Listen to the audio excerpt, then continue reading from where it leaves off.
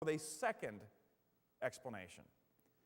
And no one puts new wine into old wine skins. If you have a King James like I was raised on, it says bottles. This makes no sense if you consider a glass bottle, right? Makes no sense. But if you were raised on a King James version like I was, it took you a good long while to figure this out. So you put it up there and just leave it up there if you have that slide. I have what these were back in the day. They dried out animal hides, and then they formed them into bottles. Those are fluid holders. Just keep them up there keep those up there just to make them ready for lunch. All right?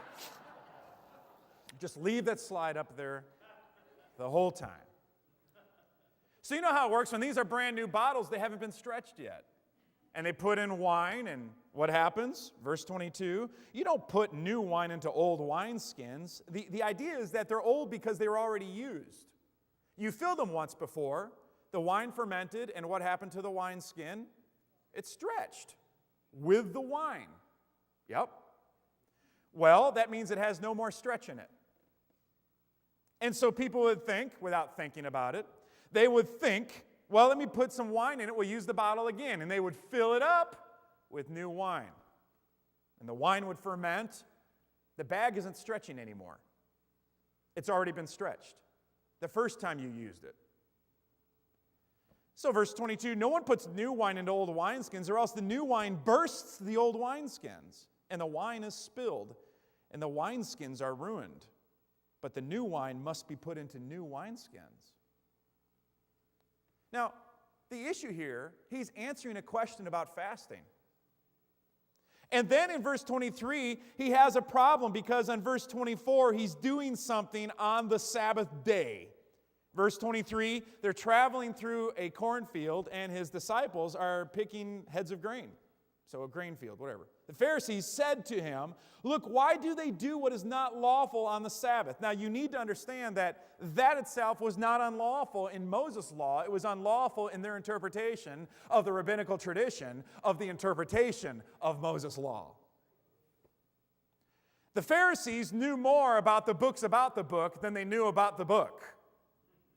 And I would caution everyone in the room, before you run off and get a new book of experts on whatever's going on in your life, it's probably better to read the book than it is books about the book. If you're not careful, you'll think that the book you read is the book. And certainly Joyce Meyer can't be wrong about it. Yes, she can. Bill Sturm can too. It's good to get acquainted with the book. I don't try to be wrong about the law or about what God says. No one tries, I don't think, but the Pharisees weren't trying not to be wrong either. Verse 24, the Pharisees said, look, why do they do what is not lawful? They're doing something that breaks the law on the Sabbath. And Jesus answers. And then in verse 27, he says, the Sabbath was made for man, not man for the Sabbath. Man wasn't made for the Sabbath. Man was made, and the Sabbath was made for man. And verse 28 basically says, I can do anything I want on the Sabbath anyway because I'm the Lord of the Sabbath. Pretty audacious. You should assume that's Jesus claiming to be God. Yeah? Anyone who says he instituted the Sabbath, that goes way on back. Y'all remember how far back it goes? Creation week. David Barham says, the beginning. Yeah. So Jesus is saying, I was in the garden. I was there when the earth was formed. I'm the one who started the Sabbath. Are you all getting that? Jesus, the man, is claiming to be the one who started the Sabbath. So away with this ridiculous notion that Jesus never claimed to be God. That's ridiculous. It borders on lunacy. In chapter 3, verse 1, he entered the synagogue again, and a man was there who had withered hand. So they watched him closely whether he would heal him on the Sabbath. I mean, think about this. They're watching the healer walk up to a man with a withered hand. And what are they doing? Are they saying, boy, I hope God heals the withered hand? No. They're hoping that they can catch Jesus doing something really bad, healing on the Sabbath. And it says in verse 2, they watched him closely whether he would heal him on the Sabbath so that they might accuse him. And he said to the man who had a withered hand, come here, step forward. So the man steps from the crowd. He said to them, is it lawful? Jesus looks at the people that are there. He's reading their mind. He keeps doing that. If I wasn't on his team, I would be really frustrated. He looks at me and basically addresses the question that I'm thinking and hoping he messes up on. And he asks the question, is it lawful on the Sabbath to do good or to do evil, to save life or to kill? Which would you say is the right thing to do? Well, what kind of numbskull would sit there and say, well, Jesus, you have to do evil on the Sabbath? The implication then is that it's lawful to do good on the Sabbath. Yeah? And he wants them to admit it. And this is a lot like later on, what do you think about John the Baptist? Was he a prophet or no? And they're sitting back saying, well, if we say he was not a prophet, the people will kill us. If we say he was a prophet, he'll say, why didn't you listen to him? Oh, we don't know. Because here Jesus says, which is profitable? To do good on the Sabbath or to do evil? To save someone on the Sabbath or to kill them? But they kept silent. And when he looked around at them with anger, being grieved by the hardness of their hearts, he said to the man, stretch out your hand. Now, I'm pretty big on the Bible. You might have figured that out. This is a play on words, if there ever was one, by the gospel writer. What was happening in the previous chapter? To go with this, stretching out your hand, and Christ doing something with the withered hand. We have a garment that is stretched. We have a bag that is stretched. We have a bag that is stretched by new wine, and here the Lord, Mark is a masterful writer, but he's doing it by aid of the Holy Spirit. He records Jesus saying to the man, stretch out your hand, and the new wine giver does something with a stretched out hand. His hand was restored as whole as the other. Then the Pharisees went out, and this is the thanks that Jesus gets for helping a man that has suffered with an infirmity all of his life. The man has two good hands now, and what does Jesus get for it? Jesus gets a death wish. Verse 6, the Pharisees went out and immediately plotted with the Herodians against him, how they might destroy him. This is the word of the Lord, and it's perfect. Maybe these disciples of John are just inquisitive. Maybe they were just neutral. No, they weren't. In the book of John, chapter 3, these disciples of John the Baptist are angry because more people are going to Jesus and his disciples to be baptized than are going to them and their boss, John the Baptist. Right? And here we have them coming to Jesus, and they're not an emotionally neutral party. As a matter of fact, nobody is emotionally neutral from a topic at hand. If someone acts like they're emotionally neutral, there's something wrong with them, because in chapter 3, Jesus is not even emotionally neutral. Did you all see this?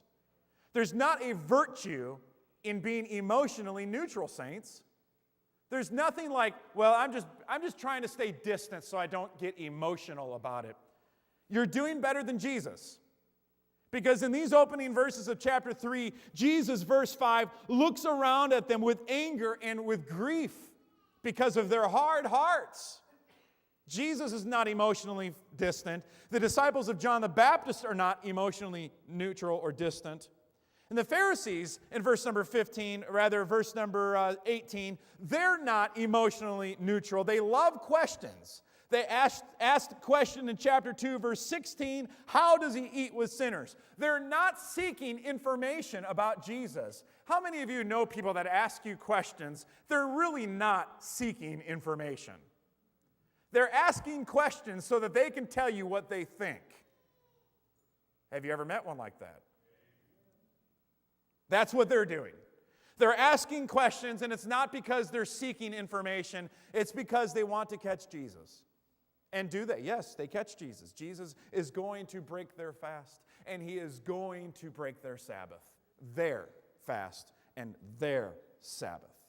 And these Pharisees, they love to fast. Luke 18 records one Pharisee praying in the temple, I fast twice a week.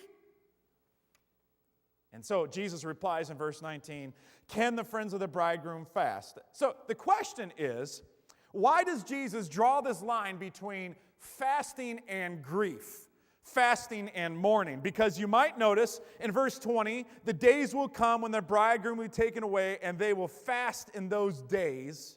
The idea is usually that you fast while you're mourning. Now the question is, why would these disciples of John be fasting? There are several reasons. Chapter 1 tells us John is in prison.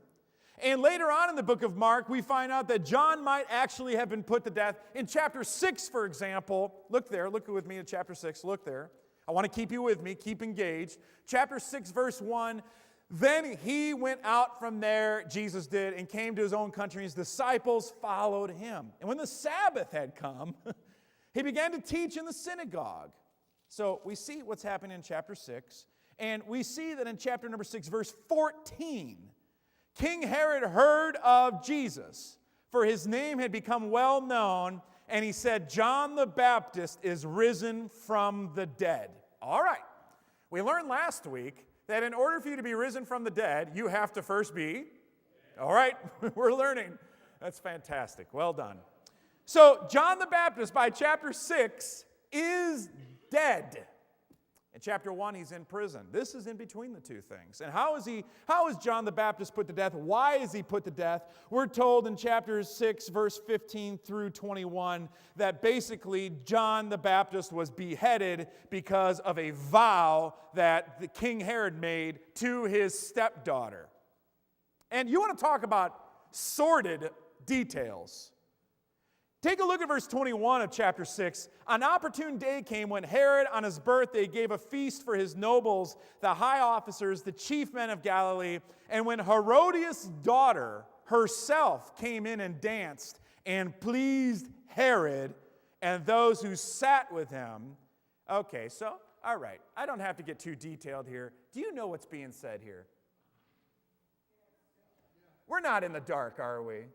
We got a dude sitting around drinking with his pals, and his stepdaughter comes in and pleases him with her dancing. Yeah, what a book of darkness.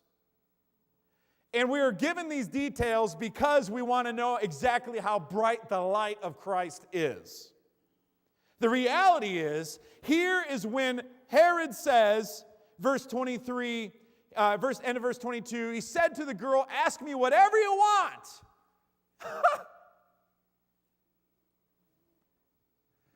But there's a limit. You only get up to half my kingdom. He didn't even offer his wife that. Are y'all still with me? We better figure out some things about physiology. There was a tremendous age gap here. Are you reading between my lines? Okay. Because you've seen enough preachers in the news, haven't you? And they're doing things you never would have dreamed they would have done, right? How many times do we need to see that before we realize you can be pretty old and be attracted to a girl that's pretty young? Hello? I know Steve's with me. So, you got my back. Yeah. So we've got this reality here, folks, that you have a drunken party and you have a man who gives away, is willing to give away half his kingdom. And what does he give away? So verse 24, she went out and said to her mother, what shall I ask for? She said, the head of that stupid Baptist preacher. Verse 25, why? Why? Why? Because we find out that earlier in his ministry, John the Baptist, in verse number 16, this is John whom I beheaded. He has been raised from the dead. Look, verse 17. Look what John's offense was. Herod himself had sent and laid hold of John and bound him in prison. Why? For the sake of Herodias, his brother Philip's wife. For he married her. Herod married his sister-in-law. So who is Herod lusting after? His niece/stepdaughter. Oh, I know. You didn't think that was possible. Here it is. Y'all still with me? Verse 8. I'm not. This is. Verse 18. Because John had said to Herod, it is not law. Look at what John did. This is his offense. It's not lawful for you to have your brother's wife. Therefore, Herodias held it against him and wanted to kill him. So, bottom line, why is John the Baptist dead? Because he looked at a man in charge and said, you're not doing right. You don't have to preach on much to lose your head as a Baptist preacher.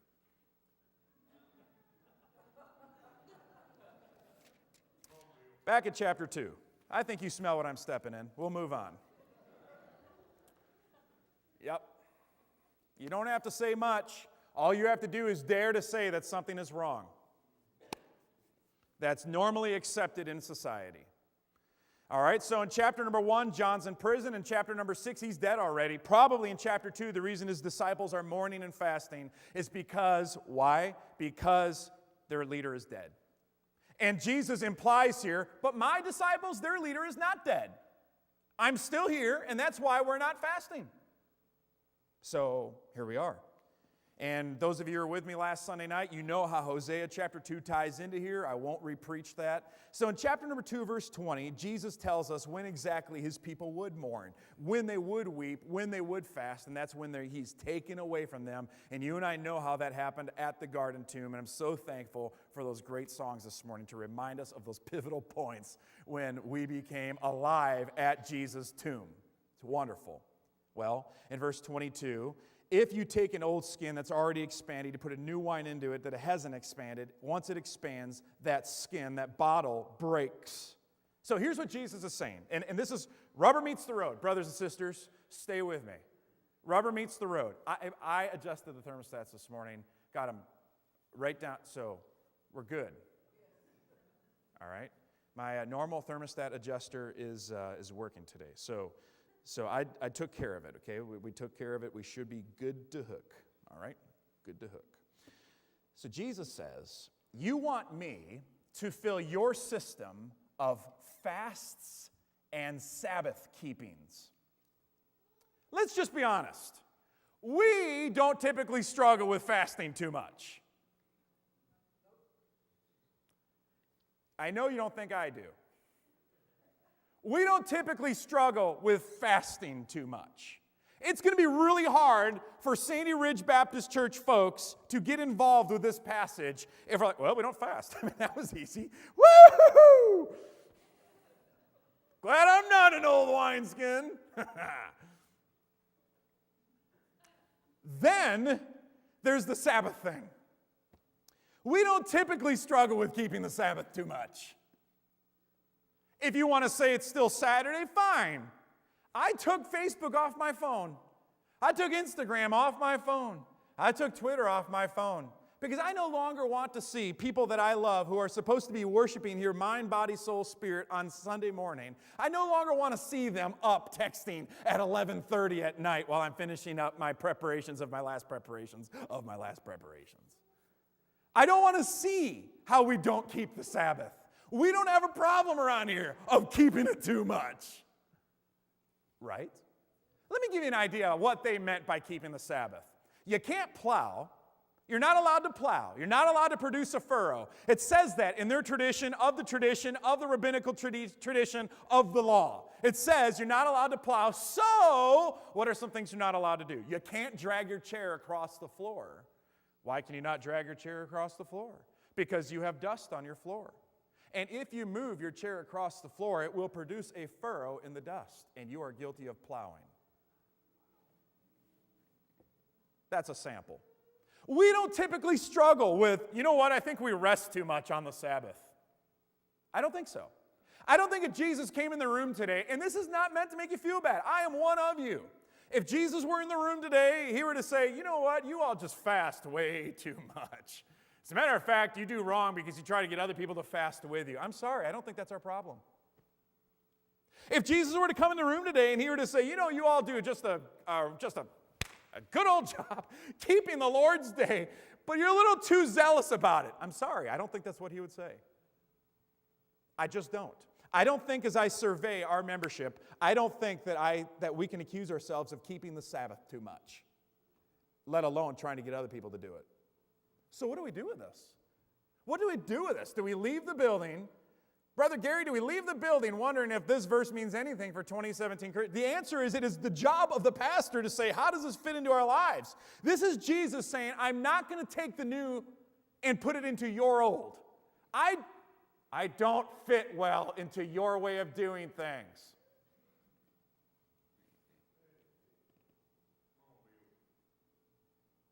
We compartmentalize Christianity. I've said it a few times. Right now, our church is Sundays is usually an extension of Monday through Saturday. We're going to flip that over the years, where our Monday through Saturday is an extension of our Sunday. We're going to allow what we hear in here to steer what we do throughout the week. In relation to us, we're not usually considered too religious.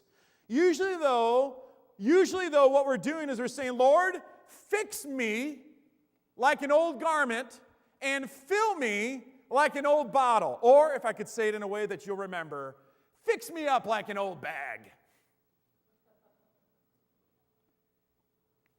No, usually we're not saying change me.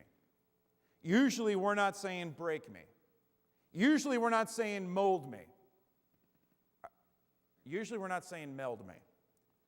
Usually, typically, we say, Lord, fix me, but don't change me. Fix my problems, but please leave me with the same old garment. Hey, fill me, but don't change me. Bless what I'm doing, if you don't mind. This is hard. This is really super hard. This is hard to preach. This is hard to take. This was hard to take this week. It's very difficult. If you see someone nodding next to you, nudge them. Typically we say, fix me, don't change me, because we'd rather be stirred than changed. We love leaving churches, and now that was church. We leave prayer meetings, now that was church. We are always stirred. All we have to do is turn on 106.9 and we can be stirred. We love being stirred. We insist that Jesus puts new patches on our old clothes. He says, I'm not doing that. We insist that the Lord pours himself into our stretched out bags. And he says, I'm not doing that. Because when I want to grow with my influence in your life, you'll burst. The reality is, we ask God to get us out of holes that we dig. And sometimes he is gracious to do that. But I'm going to tell you that Christianity in America is, I do what I want, I act like God doesn't have an opinion about anything, and then I get upset with him when he doesn't bless my old clothes with his new patch. I make him do what I want, and then I pout because he won't fill my old bag with his new wine. It's not that he wants to add his new thing to our old thing. No. That would make the hole bigger and the mess greater. Adding a culture of joy to an existing worn-out garment of affliction and mourning is not an option. He's not doing it. When he brings himself and his salvation into our lives, it means that he intends on replacing what we had, not blessing what we are. Jesus is not playing second fiddle to anybody. And we do what we want, and then we say, bless me, fill me, fix me, stir me, but don't change me. And this passage, Jesus says you can call it fasting or feasting, Sabbath or Sunday. Call it what you want, but I didn't come to be an addition to your list of gods.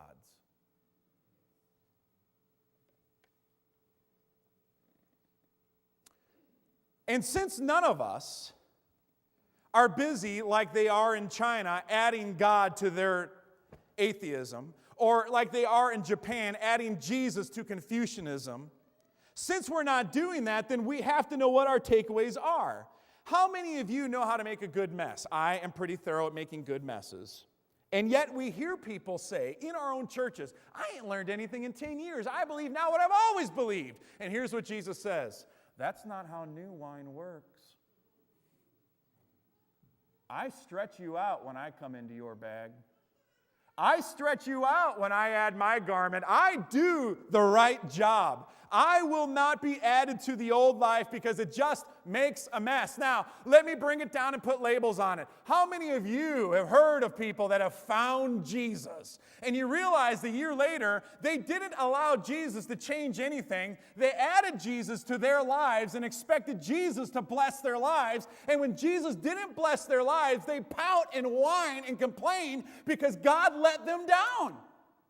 When God never promised that He was going to be one more addition to our lives. He came to replace the old us. So, this would be blatantly obvious if we were in a Buddhist or Hindu culture where they simply add Jesus to all their other gods. Or to animism where you would just say Jesus is added to the wind spirit or the rock spirit or the ancestor spirit or some other spirit. He's one among many. But it is absolutely critical that we see the connection between the preceding verses that say that He came not to call the righteous, but sinners to repentance. That repentance has a great deal to do with this passage. So, let me give you a few ideas here and then we're done. Stretched out and worn thin.